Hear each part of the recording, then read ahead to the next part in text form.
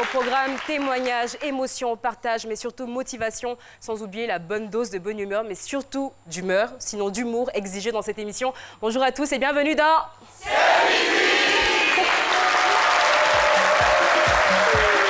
Alors...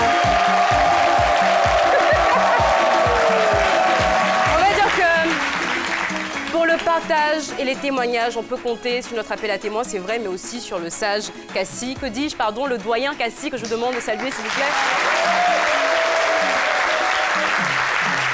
Et pour nourrir notre esprit, et elle est là justement pour ça, ça fait pas de mal un peu de lecture quand même, Raïssa Diaby, pour la littérature. Bonjour Raïssa. Elle est magnifique. Vous allez bien? Oui, ça va bien, et vous? Ça va super bien. Et puis bon, vous l'avez deviné, hein, pour la touche d'humour et de bonne humeur. Le mercredi, on en a deux pour le prix d'un. Il y a déjà Priscille la dégameuse.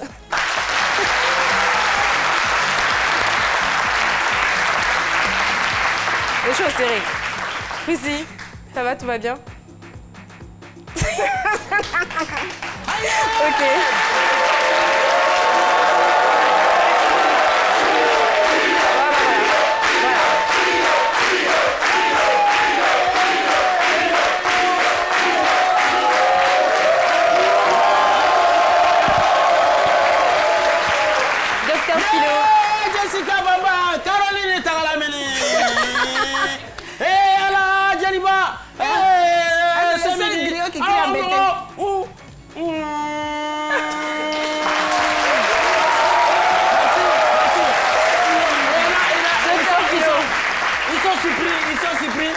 Vous ne connaissez pas mes origines, en fait je suis griot.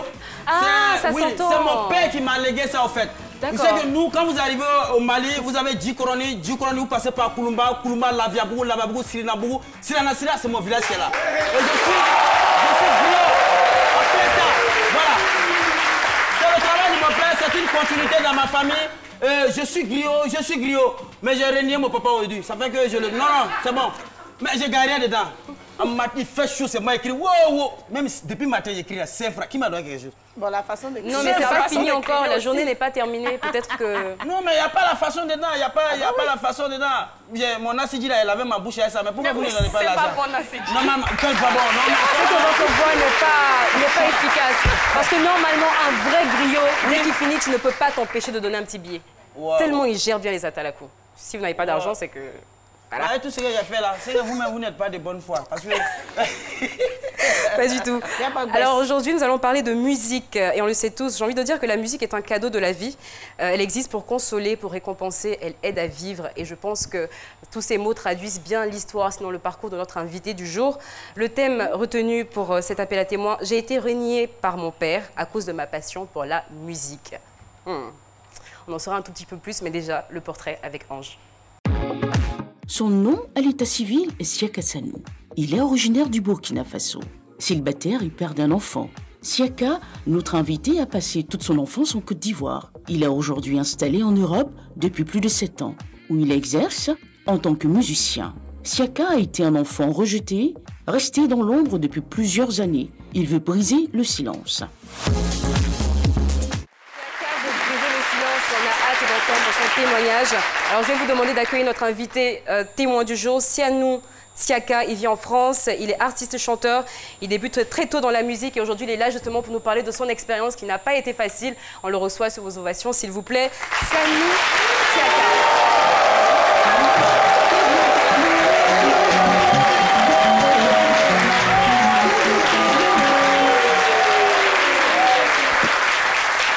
Bonjour Siaka. Bonjour. Bienvenue chez nous. Merci. Chez vous aussi. Merci, merci. Alors, content d'être là? Très content. Prêt? Prêt. Ok, d'accord. On va attendre un tout petit peu. On va retrouver déjà Dr Philo pour son avis, ô combien précis et concis comme toujours. C'est mon avis, avec Dr Philo. Merci. J'ai été régnée par mon père à cause de ma passion pour la musique. Ouais, la passion pour la musique, lui, il a été régné par son père et moi, c'est moi qui ai régné mon père. Lui et moi, c'est... Oui, mais il n'y a gagné rien dedans. Boubou là même, il a fait sortir... Et excusez-moi, je vais enlever. Ah, ça va, vous, papa. Vous tenez? C'est naftarine, la odeur de naftarine là même qui... Ça vous dit que mais c'est récurrent, hein, c'est récurrent. Hein. Nous sommes en Afrique, c'est récurrent. C'était récurrent à l'époque. Maintenant, ça va, même dans le football. Avant, tu as dit à ton enfant va te dire, papa, je vais jouer au foot. Mais à l'époque, on définissait le football comme étant 22 gaillards qui courent après une boule. C'est ce qu'on a. C'est comme ça, 22 gaillards, c'est 11-11. 22 gaillards courant après une boule, dont un idiot dans les poteaux en train de chercher à attraper cette boule-là. C'est comme ça qu'on définissait le football. Et aucun parent n'acceptait même que son enfant joue au football. C'est les Didier Drogba, les Yaya Touré, les Messi qu'on fait aujourd'hui. C'est même pas la musique. Toi, tu chantes.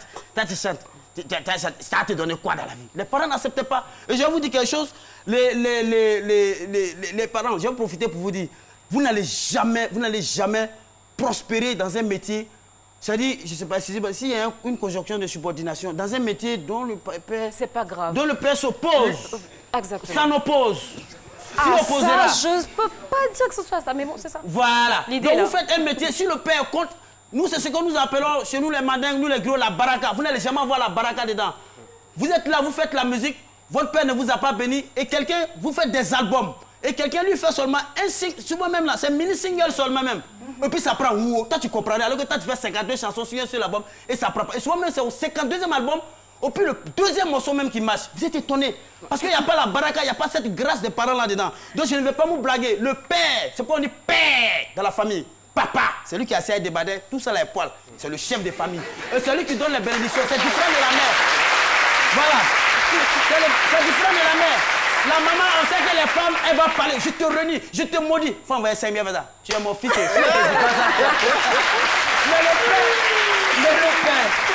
le père, quand il dit je veux pas, il veut pas. Il veut pas du tout. C'est pas comme les petits blancs. Le petit blanc, il peut prendre un pistolet. Alors le père, je t'envoie une balle dans la tête et t'inquiète. Le père. C'est là, voilà, je suis pas sûre. Il peut le faire et puis il réussit, il construit une meuble dedans. Mais c'est pas comme ils font. C'est comme ça ils ont grandi.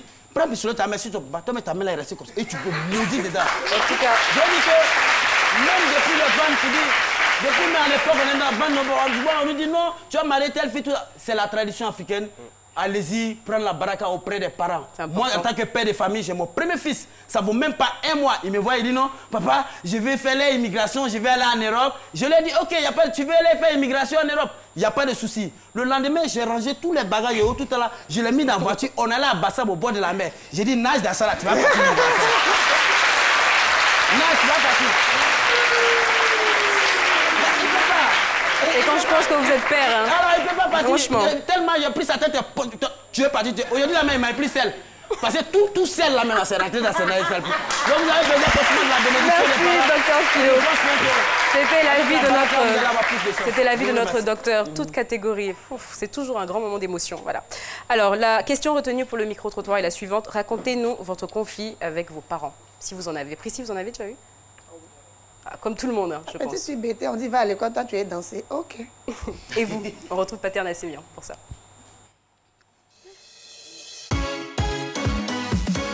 Le micro-trottoir avec Chris Pater Nassemian.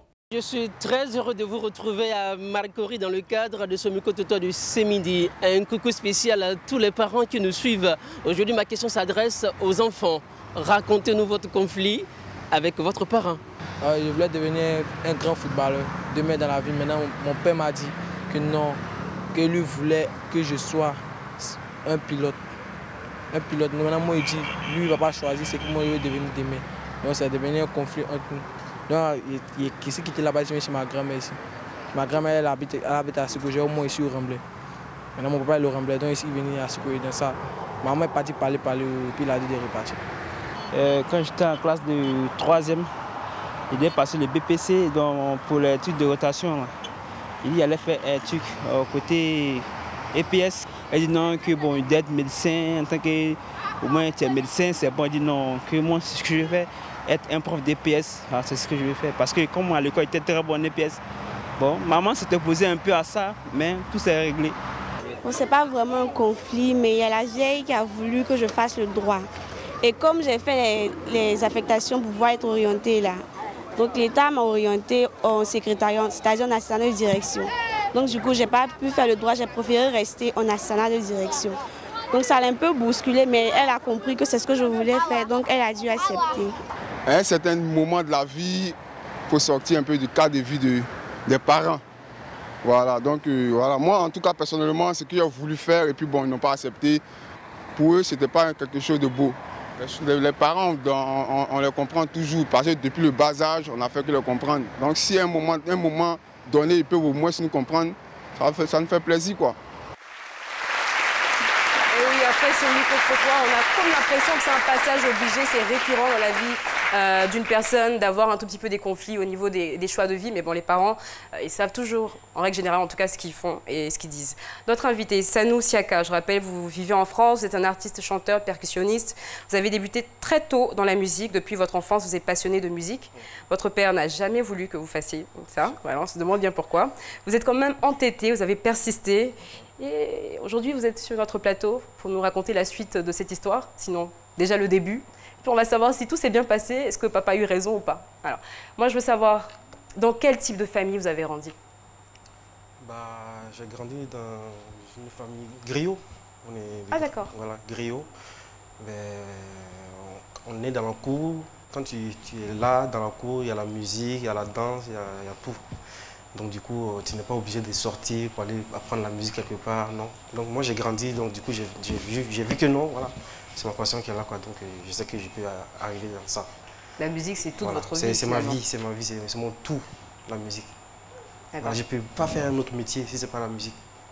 Wow. En France, on m'a proposé des boulots, des trucs, j'ai dit je ne peux pas, je vais faire la musique. Très bien. Voilà. Donc on comprend un tout petit peu mieux cette passion qui est née en fait depuis le berceau finalement. Voilà. Mais quand même quand on est passionné, même qu'on a une passion tout petit, il faut quand même aller à l'école. Oui, l'école, je suis parti, j'ai quitté l'école en CM2. En classe de CM2? CM2, ouais, je crois. Oui. Ok. CM2 et je ne pouvais pas suivre les cours parce qu'à chaque fois j'ai grillé les cours. Donc papa, tu gaspilles ton argent, voilà, c'est inutile de continuer. À chaque fois je me retrouvais dans les mariages, le tapeur de djembé à chaque fois. Souvent le maître il me voyait, il s'arrêtait comme ça. Sanou, c'est ce que tu fais. On va se retrouver lundi. Lundi, je reviens, on me frappe à l'école et après ça continue. Donc j'ai dit que non, ça ne sert à rien. Et puis aussi, j'ai vu que papa ne pouvait pas continuer à payer la scolarité. Et puis moi, je ne vais pas suivre le cours, c'est pas bon. Vous avez l'impression de perdre un peu votre temps à l'école? L'école, c'était perdre du temps pour moi. D'accord. Ouais. Ok. Donc vous allez quand même essayer de pousser un peu. En classe de CM2, vous vous rendez compte que vous ne pouvez plus, c'est vraiment pas votre truc. Ouais. Vous avez décidé d'arrêter. Mais bon, quand on est au CM2 quand même, on a des parents qui paient vos études, à qui on doit rendre des comptes. Comment est-ce que ça se passait? Mon père, il me demandait toujours les comptes, mais j'étais toujours en train de mentir. Je disais ça, je disais ça. Mon père, bon, c'est quelqu'un, il est calme, il ne parle pas beaucoup. Il me croyait. Tout ce que je disais, il croyait à tout ce que je disais. Et après, il s'en est rendu compte que ce n'était pas vrai, au fait. Que j'étais beaucoup à fond dans la musique. Donc, c'est là que ça commençait à être galère. Vous commencez à avoir le feu à la maison. Le feu à la maison et tout. Donc, il ne voulait pas. Donc, moi, j'ai dit quoi? Si je reste à la maison, il ne va pas vouloir. Donc, il faut que je me casse. Ok, d'accord. Ouais. D'accord. Vous décidez d'arrêter vos études. Mais à côté de ça, c'est vrai que vous faites de la musique, mais vous êtes très jeune, vous êtes en classe de CM2. Oui. Donc peut-être qu'il est un peu trop tôt pour démarrer une vraie carrière. Est-ce qu'à côté de ça, vous décidez de faire un petit métier quand même? Il n'y a pas d'âge. Hein. Quand tu sens, au moment où tu sens que tu peux arriver à un truc, il n'y a pas d'âge. Il y a des enfants, on les a vus, ils ont suivi leurs traces jusqu'à aujourd'hui, ils ont pu faire ce qu'ils voulaient faire dans leur vie. D'accord. Moi, pour moi, il n'y a pas d'âge. J'étais petit, mais je savais que dans la musique, j'allais réussir. D'accord. Voilà.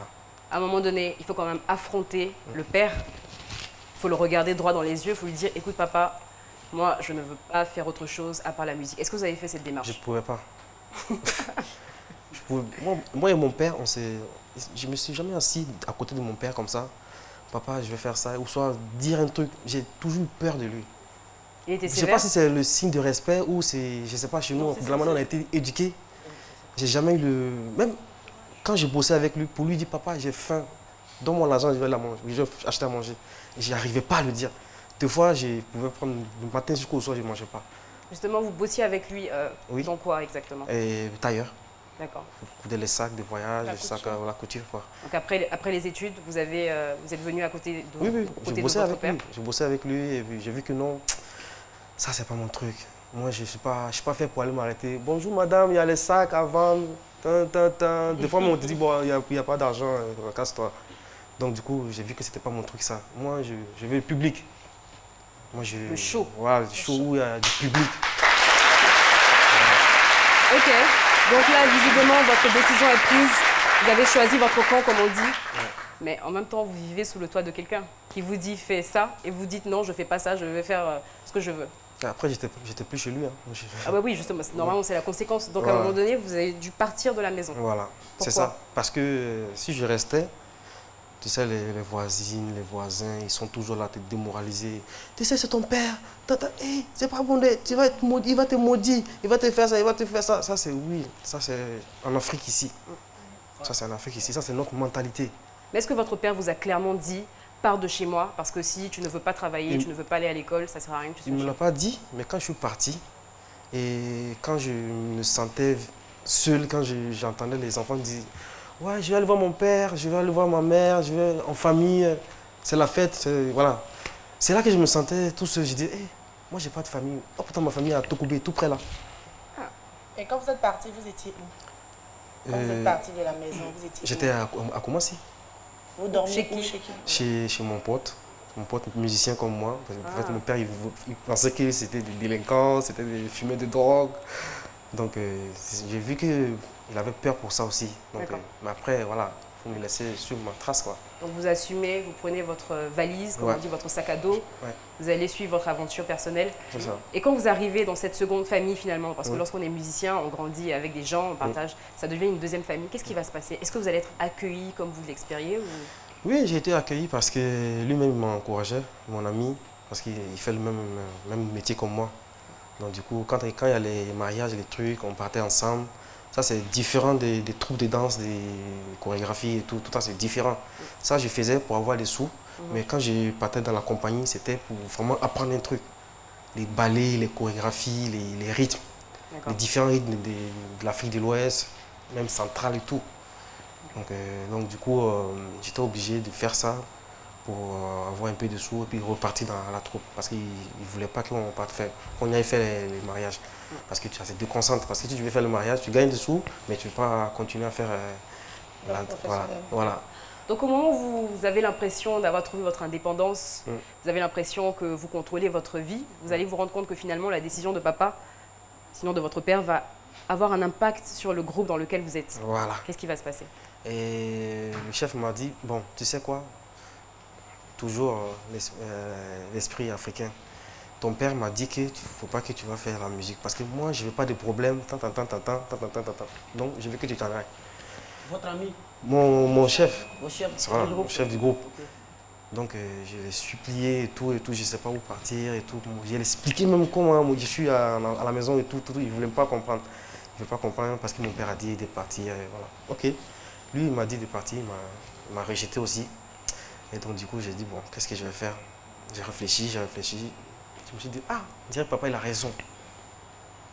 Je me suis posé la question, est-ce qu'il n'a pas raison, par exemple? Par exemple, si j'échoue, c'est pas bon pour moi. Il faut que j'y arrive. Ouais. Et c'est après combien de temps que le chef du groupe vous a chassé? Bah, je peux dire 2 ans, parce que je suis arrivé il n'y a pas longtemps et tout, donc du coup, j'apprenais, quoi, j'étais pas très formé, quoi. Donc du coup, si j'étais très bien formé, je n'allais pas me dire de partir. Hein. Ah non. Oui, moi j'ai quand même une inquiétude. Votre musique, elle est belle, mais je pense qu'il y a une note qui manque et qu'il faut faire vite pour rattraper. Allez rencontrer votre papa et prenez votre courage, allez le rencontrer et demandez-lui pardon pour lui avoir désobéi. Et expliquez-lui que vous n'êtes pas devenu le genre d'artiste qu'il redoutait, que vous gagnez bien votre vie. Ok?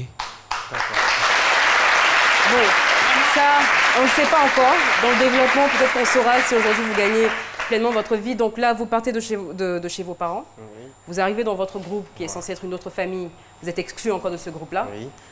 Mais vous ne pensez pas revenir à la maison, pas du tout. Non. Vous continuez votre parcours, votre quête. Je continue dans un autre groupe aussi qui m'ont pris.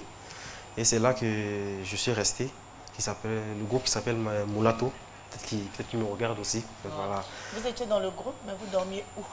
Dans le groupe actuel où j'ai intégré. Quand vous êtes parti du premier groupe? Oui, je dormais dans la rue, quoi, avec les amis. Je dors là, ici, demain je dors là-bas, demain je dors. C'était pas fixe, quoi. Est-ce que vous n'avez pas été victime quand même de la mauvaise compagnie ou bien victime de manque d'expérience? Parce que même si votre père vous dit allez-y vendre les sacs, les trucs, on voit des jeunes gens, on dit qui aspirent à la musique, mais quand ils vendent des objets, là, on sait que lui là même, il est fait pour la musique. Il a une certaine manière d'envoyer la musique. Tu peux chanter même en vendant les sacs. Le sac et les mots, le sac. Et comme ça. Oui, on a vu le petit Dadju. Voilà. Le petit qui vendait les mouchoirs. Voilà. On appelle ça mouchoir Dadju. Voilà. Et c'est des stratégies pour peut-être accrocher votre père. Comme ça, vous allez vendre les sacs en chantant. Les gens disent, mais ton fils, il est bien, il chante bien. Et puis ça marche. Quand vous donnez l'argent au vieux, mais à lui donner l'argent, papa. Au fait, c'est parce que c'est ce que je veux faire. Je peux t'envoyer plus que ça si je me professionnalise dans la chose. Je peux vous accorder sa bénédiction. Voilà. Malheureusement, vous n'avez pas pensé à ça. Nous sommes avec Sanou Siaka. Sanou Siaka, passionné de musique, qui a été renié par son père, qui est parti de la maison, qui a été exclu de son groupe, qui a trouvé un autre groupe. Mais je pense que finalement, vous aviez j'ai envie de dire, une mission, sinon un objectif bien précis. C'était lequel? C'est vrai que vous vouliez percer dans la musique, montrer à votre famille, à votre père surtout, que vous pouviez être indépendant grâce à cette musique-là, mais vous aviez un projet particulier, c'était lequel?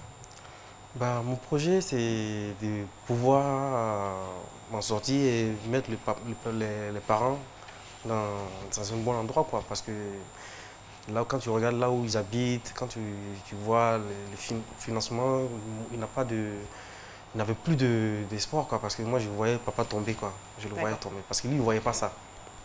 D'accord. Moi, je voyais que ça n'allait pas. Et pour vous, ça pouvait passer justement par le fait que vous puissiez aller en Europe, c'est ça? Oui. D'accord. Oui. Donc, le nouveau groupe dans lequel vous allez vous retrouver, votre but, c'est de pouvoir travailler, pouvoir aller en Europe, montrer de quoi vous êtes capable, avoir un peu d'argent et venir aider votre famille. Vous allez faire une première tentative. J'ai essayé et ils m'ont pris, le groupe. Et comme dans un groupe, il y a tout le temps des gens qui râlent à chaque fois. Moi, je suis toujours resté. Et il y avait le chorégraphe du groupe qui était vraiment sévère. Il était vraiment méchant. J'ai dit mon deuxième père, quoi. D'accord. Voilà. Donc lui m'a toujours dit, voilà, c'est comme ça le travail. Quand je suis au travail, je suis vraiment comme ça, mais après le travail, je suis tranquille. Après ça, moi j'ai compris, mon père était pareil aussi, donc du coup j'ai vu, ah ok. C'est ça, finalement ce que vous avez fui de l'autre côté, là, vous avez retrouvé ça. Voilà. Donc du coup, je suis resté, et il y a des gens qui partaient à chaque fois, et les gens ils ne voulaient pas parce que le gars il tapait, il était un peu violent et tout. Moi je suis toujours resté, quand les gens ils venaient, moi je les apprends, toujours les balayer, toujours. Il y a d'autres qui partent, il y a d'autres qui reviennent encore à chaque fois. Donc du coup, je suis devenu la tête du groupe. Et j'ai vu que voilà, maintenant j'ai une place. C'est là que je suis que vraiment aujourd'hui, si je dis je me casse, ils vont dire pardon, reste, s'il te plaît, reste. C'est ce que vous cherchiez depuis, voilà, enfin trouver votre place. J'ai eu la tête. Mais ça ne suffisait pas, vous vouliez partir en Europe. Oui. Et après, ils ont commencé à voyager, ils ont commencé à me doubler et tout. Ouais, tu n'es pas bien formé, comme ça. Et j'étais trop découragé après. Ils m'ont laissé ici, ils sont partis en Europe, ils ont tourné. J'ai dit, ok, bon, j'ai encore échoué. Et qu'est-ce que je vais faire? J'ai réfléchi, j'ai dit, bon, ok, je vais me casser d'ici encore. Ah oui? Oui. Et j'ai pris mes bagages, je suis parti au Burkina. Je suis arrivé au Burkina, j'ai rencontré un groupe qui s'appelle Faso Denia. D'accord. Faso Denia veut dire les enfants du Faso. D'accord. Voilà, les enfants du Faso. Et j'ai intégré ce groupe avec mon savoir-faire que j'ai fait ici. Voilà, j'ai connaissais beaucoup de trucs, beaucoup de rythmes, beaucoup de choses. Et donc j'ai intégré là-bas, j'ai montré plein de choses. Et donc du coup ils ont vu aussi que voilà, il a du talent. D'accord. Et c'est là que j'ai décroché. Qu'enfin, les portes vont s'ouvrir. Voilà. Vous allez pouvoir réaliser votre rêve. Vous allez aller en Europe. Enfin, après tant d'années.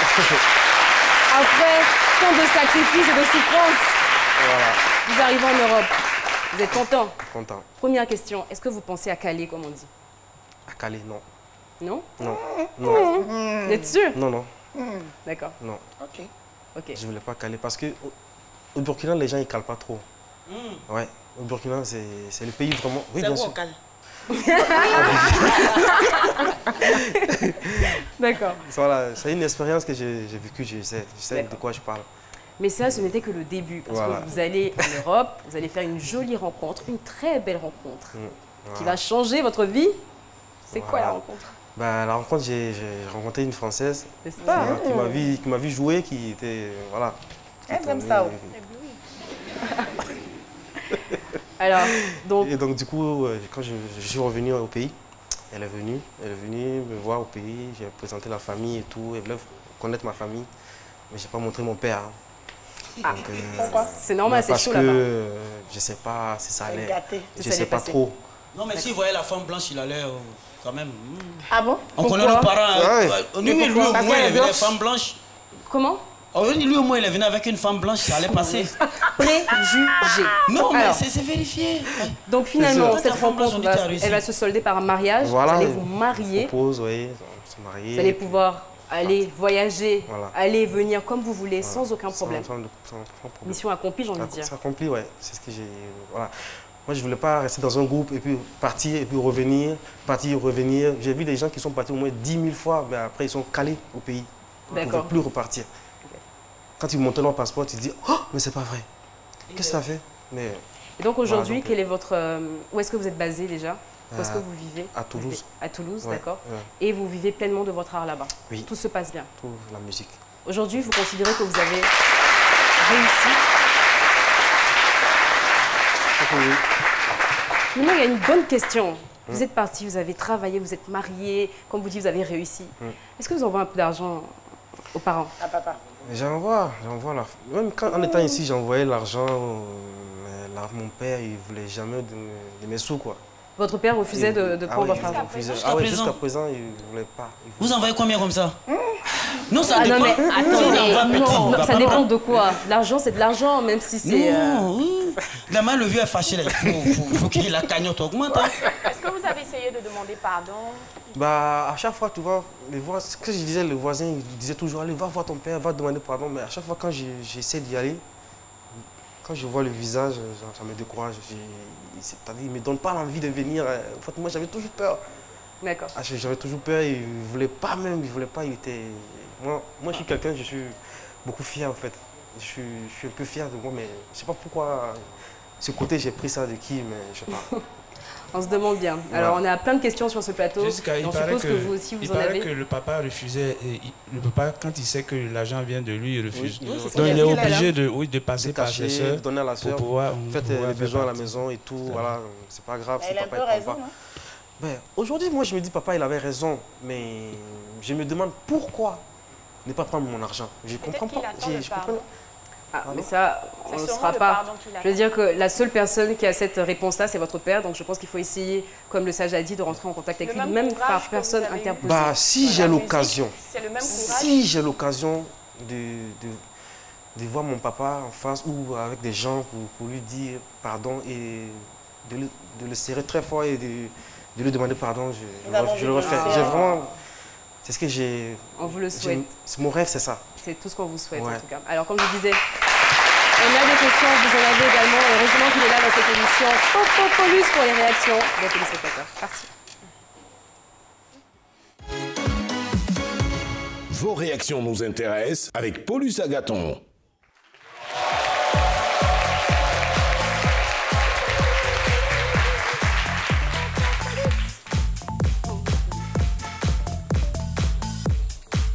Bonjour Jessica. Bonjour à toutes et à tous. Direction la page Facebook de C'est Midi où on va lire les messages de nos internautes. Et on a le message de Armel CIM. Voilà, c'est son nom de profil. Il dit quel est l'artiste qui vous a inspiré et est-ce qu'il a eu une histoire similaire à la vôtre au point de vouloir aller contre vents et marées pour faire la musique?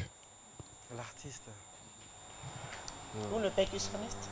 Oui, percussionniste. Oui, percussionniste Aruna Dambélé. Voilà, un très bon percussionniste que j'ai vu jouer et j'étais resté scotché comme ça. En termes d'histoire, est-ce que son histoire est similaire à la vôtre? C'est à peu près. D'accord. À peu près, oui. On a tous parcouru le même parcours, mais c'est différent. D'accord. Le mien, il est un peu différent en fait. Ok. On a Brice Yao, il dit souvent on a envie de faire certaines choses, mais il faut savoir que la bénédiction des parents est primordiale. Et on pense qu'ils veulent nous empêcher d'évoluer, mais en réalité, c'est parce qu'ils ne veulent pas qu'on s'égare. Dernier message d'Oumbia Idrissa. Il dit notre passion pour une chose peut entraîner une certaine déraison, mais si les parents pouvaient faire l'effort de rentrer dans notre monde et nous comprendre, c'est sûr que ça va nous permettre de nous hisser très haut dans la vie. Alors Jessica, ça sera tout pour les messages de nos internautes. Merci. Et on se retrouve demain à la même heure parce que vos réactions nous intéressent.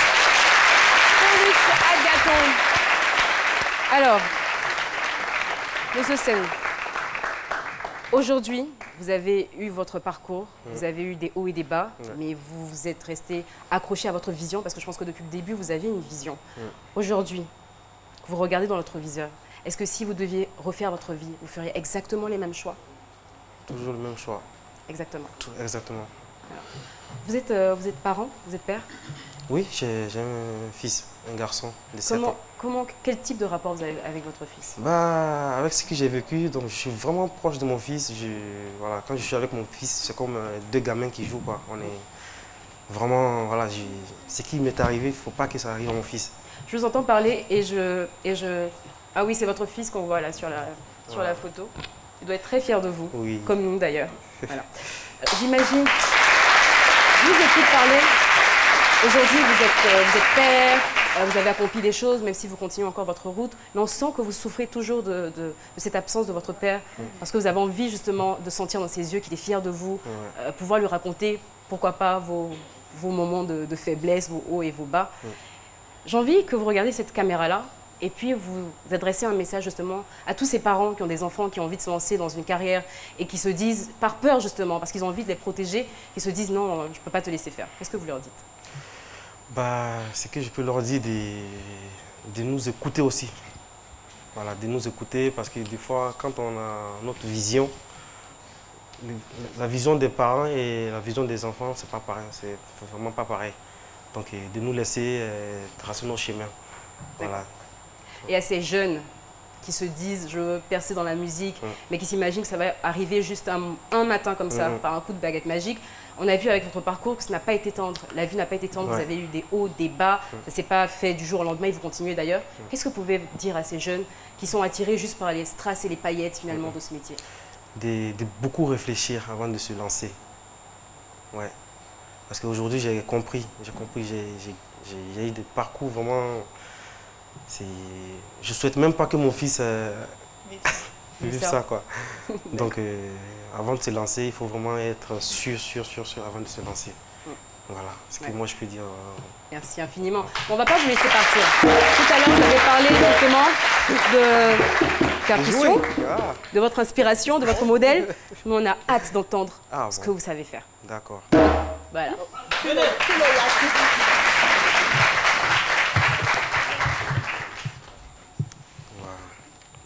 C'est parti. J'aime fort. Je peux avoir une chaise, s'il vous plaît? Une chaise.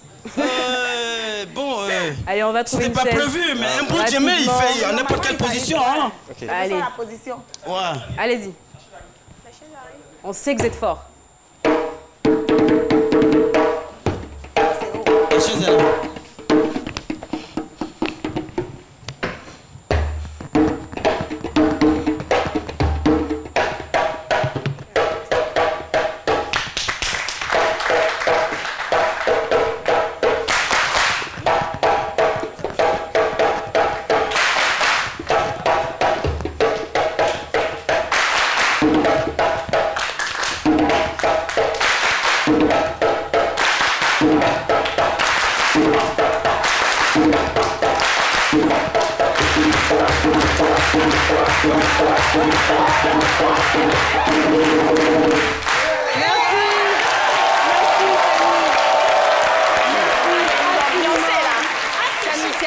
C'était un plaisir en tout cas d'entendre votre témoignage et je pense qu'il va motiver, inspirer plein de jeunes et pourquoi pas ouvrir les yeux à plusieurs parents qui se retrouvent peut-être dans la même situation. Mais je pense que votre père aussi doit souffrir de votre absence. C'est jamais facile pour un parent de rester si loin finalement de la vie de son fils. Donc, on espère de tout cœur qu'on pourra, pourquoi pas, vous recevoir un jour sur le plateau de C'est Midi pour la réconciliation, qui sait. Peut-être.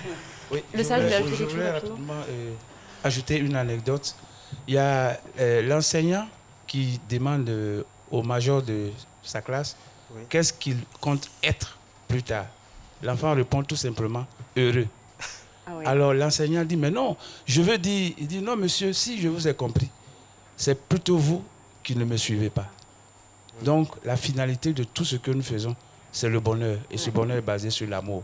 Donc les parents souvent se montrent un peu plus tolérants pour laisser les enfants faire ce qu'ils aiment. Si ce n'est pas une mauvaise chose, qui les encourage. Merci, le doyen Kassi. Vous restez avec nous, ne bougez pas, vous restez avec nous jusqu'à la fin de cette émission. On retrouve tout de suite Raïssa Diaby pour C'est littérature. C'est à lire. Ouh. C'est Priscille la dégameuse, avec Priscille la dégameuse. Alors, c'est Priscille la dégameuse. C'est pas Raïssa Diaby, c'est moi. Voilà. Alors, aujourd'hui, j'ai décidé de piéger quelqu'un sur ce plateau. C'est vrai? Oui, la personne que je piège est sur ce plateau. Public, devinez qui je piège ici sur ce plateau. Jessica, Raïssa, Philo. Le sage. Eh bien, Siaka, c'est toi que j'ai piégé aujourd'hui.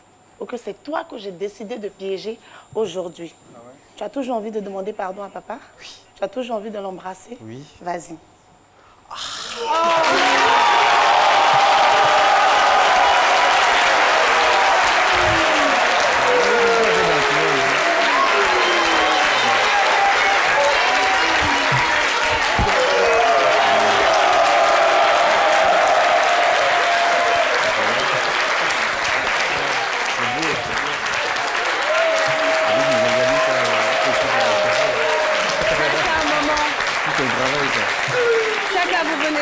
Vous venez avec papa. Ah non, il va accepter, il n'a pas le choix. Monsieur, vous venez. Parce que là, Venali, il est... Vous venez, venez. Je prends par la main. Waouh! Saka, vous venez. Venez, restez à côté. Aujourd'hui, ce qu'on a envie de voir, c'est vous voir là. Est-ce que vous pouvez refaire cette accolade-là? Parce que je sais que vous avez rêvé de prendre votre père. Allez-y. À fond. 3 minutes, vas-y. Ok. Alors, papa.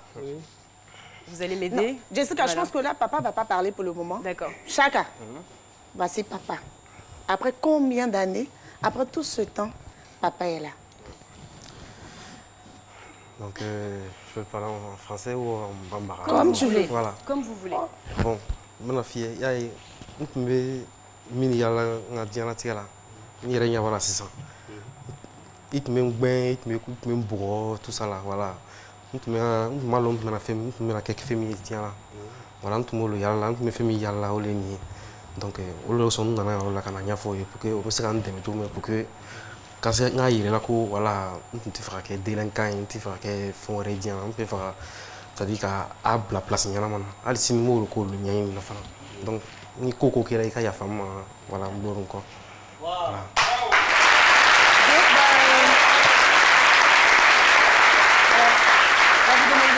Juste un petit bout, parce que c'est tellement d'émotions. Je sais qu'il y a des personnes qui veulent comprendre ce que vous avez dit à votre père. Ouais. Bah, j'ai dit à mon père que, voilà, tu vois, aujourd'hui, tout ce que je voulais faire, et tu m'as tapé, tu m'as frappé, tu ne voulais pas me voir. Et j'avais mon rêve, je voulais réussir dans la vie pour pouvoir m'occuper de toi. Et voilà, aujourd'hui, voilà, c'est pour ça que je suis venu dans l'émission C'est Midi pour demander de l'aide pour que je puisse te demander pardon à tout ce que je t'ai fait, tout le mal que je t'ai commis. Voilà. Ok. Voilà. Papa, alors, on va lui demander quand même de dire un petit mot, juste un petit mot. Il est là, vous êtes là, ça fait quand même longtemps que vous avez des rapports un peu tendus. Aujourd'hui, qu'est-ce qu'il pense? Papa. Attendez, je vais tenir le micro pour vous. Tiens là, aïe, bien fort, tiens là. Nga sege. Tiens, wadi dola abitunu. Ma do abita ngrom. Ita fori ke rara, mais neta karam. Nyana ko abitura bandi nunu ko. Olu comment ba asege. Ba bon. Bon. Nana a son femme. Atara abi foli leke. Bon, foli funa anga baralo. Angurula la amonala. Anga barale anu jeli. Donc, nana femme. Il t'a accepté. Quel est bana? Ah, bon, en tout cas, ça j'ai compris que c'est fini. Voilà, vous pouvez encore. Allez-y, allez-y.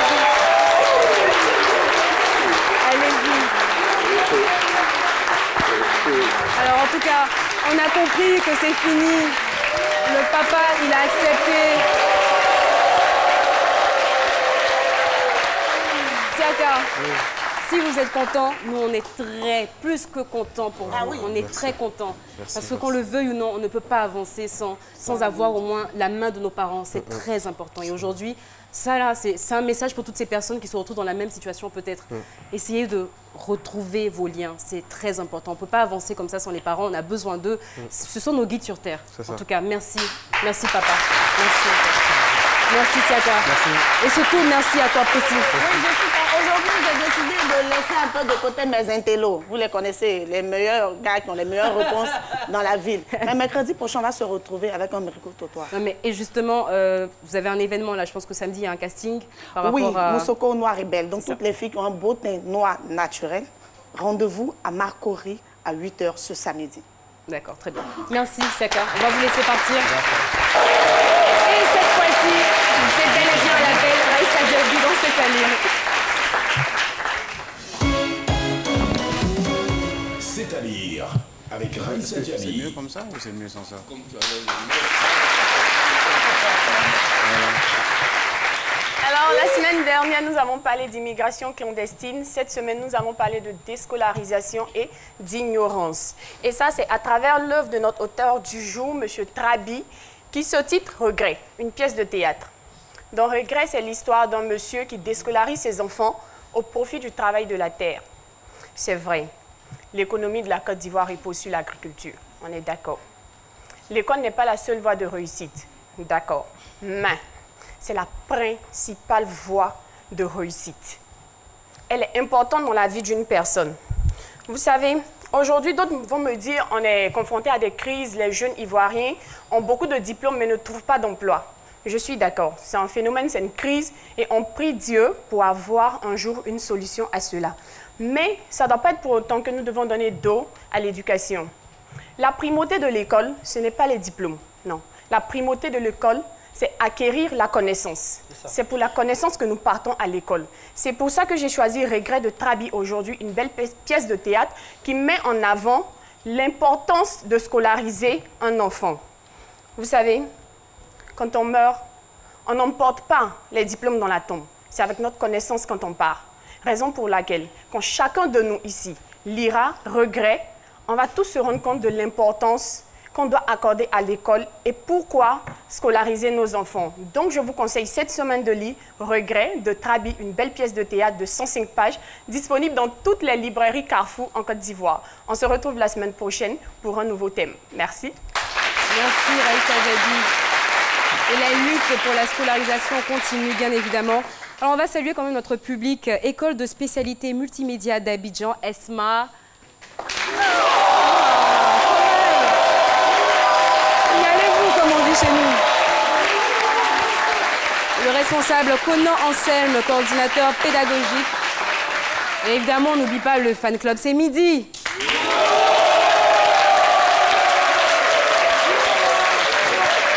Merci pour le soutien, merci pour la force et pour l'énergie que vous apportez à cette émission. Et très rapidement, un joyeux anniversaire à Diabo Steak, que tout le monde connaît. Happy birthday, on vous souhaite que du bonheur.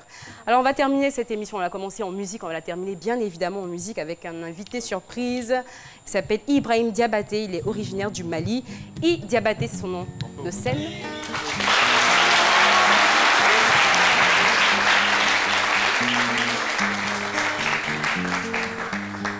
Dunia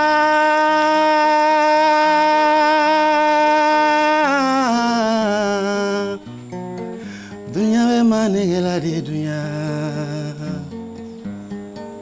oh oh oh oh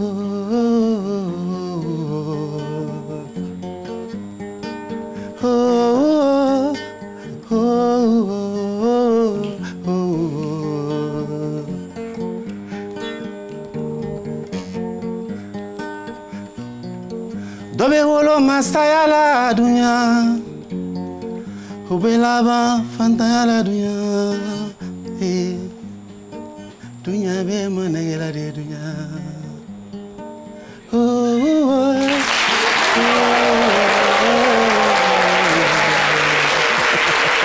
La douceur, tendresse, ça fait beaucoup de bien. Alors, Idiabaté, cette chanson est intitulée Dounian. Dounian, oui. Elle parle de quoi? Dounian, c'est une chanson qui parle de la vie en général, les problèmes de la vie. Un homme, quand tu es venu sur Terre, il faut te battre. Il faut te battre pour arriver. Et puis, on n'arrive pas comme ça. La vie n'est pas facile. Donc, peu importe les obstacles que nous rencontrons sur notre chemin, on doit foncer pour toujours atteindre nos objectifs. Comme notre invité de ce jour, qui est également, comme vous, vient d'une famille de griots, parce que vous venez également d'une famille de griots.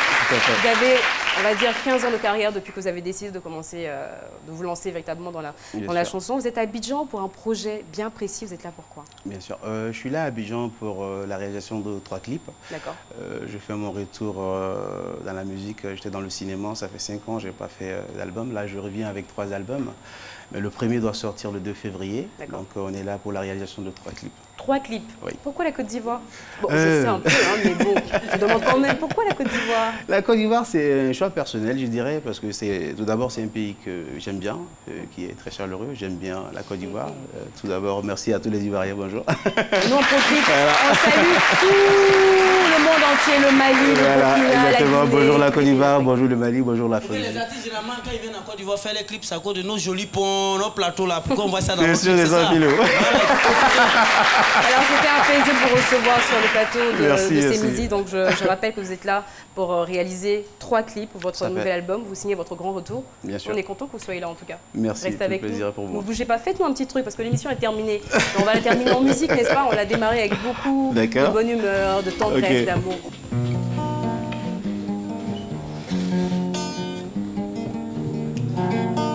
C'est midi, c'est déjà fini.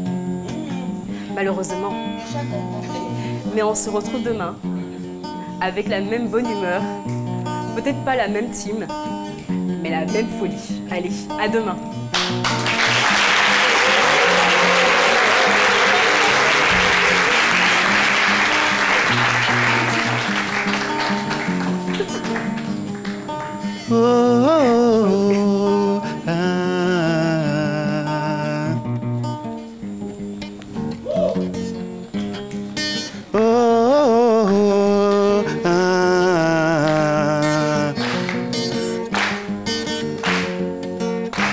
Filo vedona, filo.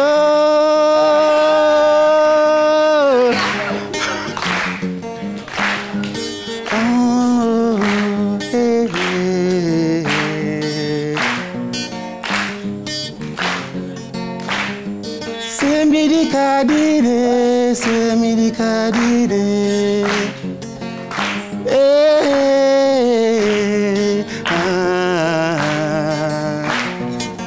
Il fait chaud dedans.